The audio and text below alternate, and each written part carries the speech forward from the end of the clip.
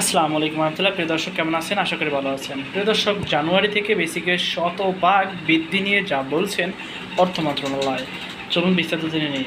প্রিয় দর্শক, নবম জাতীয় পে স্কেল নিয়ে সচিব কমিটির সভা শেষ হয়েছে গতকাল বুধবার। সভায় জনপ্রশাসন সংক্রান্ত পে স্কেলের বিষয়টি নীতিগতভাবে চূড়ান্ত করা হয়েছে। তবে বেসিক কত শতাংশ বৃদ্ধি পাবে সে বিষয়ে স্পষ্ট করে কিছু জানা যায়নি।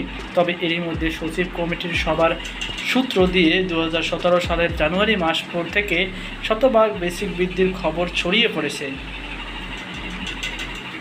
সামাজিক যোগাযোগ মাধ্যম ফেসবুকে পে স্কেল সংক্রান্ত একাধিক গ্রুপ পোস্ট দিয়ে দাবি করা হয়েছে আগামী 1 জুলাই থেকে ডিসেম্বর পে স্কেলের পর্যন্ত আংশিক বাস্তবায়নের সম্ভাবনা রয়েছে।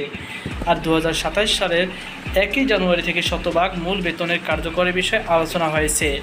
তবে এ ধরনের খবরের সত্যতা নিশ্চিত করা সম্ভব হয়নি। অর্থ মন্ত্রণালয় সূত্রে জানা গেছে, সরকারি চাকরিজীবীদের বেসিক নিয়ে 3 ধরনের পরিকল্পনা সচিব কমিটির রয়েছে। এই 3 পরিকল্পনার মধ্যে একটি বাস্তবায়ন হওয়ার সম্ভাবনাই বেশি। তবে কোনটি বাস্তবায়ন হবে সে বিষয়ে এখনও চূড়ান্ত কোনো সিদ্ধান্ত নেয়নি সচিব কমিটি।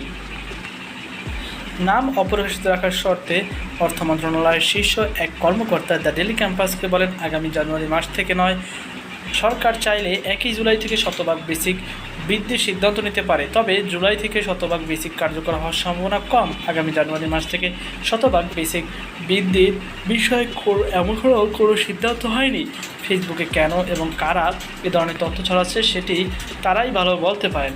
বেসিক বৃদ্ধি পেতে পারে যেভাবে নবম জাতীয় পে স্কেল সরকারি চাকরিজীবীদের বেসিকের কত শতাংশ আগামী অর্থবছর থেকে বৃদ্ধি পাবে সেটি জানা গেলেও 3টি বিকল্প দরে কাজ করেছে সরকার বলে জানা গেছে।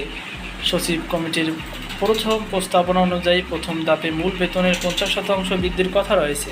বিকল্প হিসাবে প্রথম থেকে নবম গ্রেডের ক্ষেত্রে 40% এবং দশম থেকে 20তম গ্রেডের ক্ষেত্রে 60% বেতন বৃদ্ধি করা হতে পারে। আরেকটি বিকল্প হিসাবে নিম্ন গ্রেডের কর্মচারীদের বেসিক শতভাগ বৃদ্ধির চিন্তাভাবনা রয়েছে। নাম অপ্রকাশিত রাখার শর্তে অর্থ মন্ত্রণালয়ের কর্মকর্তা দ্য ডেইলি ক্যাম্পাসকে বলেন, বেসিক নিয়ে একাধিক বিকল্প রয়েছে। কোনটি কার্যকর হবে সে বিষয়ে সরকারের পক্ষে পক্ষ থেকে ঘোষণা আসবে এ বিষয়ে আমাদের পক্ষে কোনো মন্তব্য করা ঠিক হবে না, কেননা সরকার চাইলে যে কোনো সিদ্ধান্ত নিতে পারে।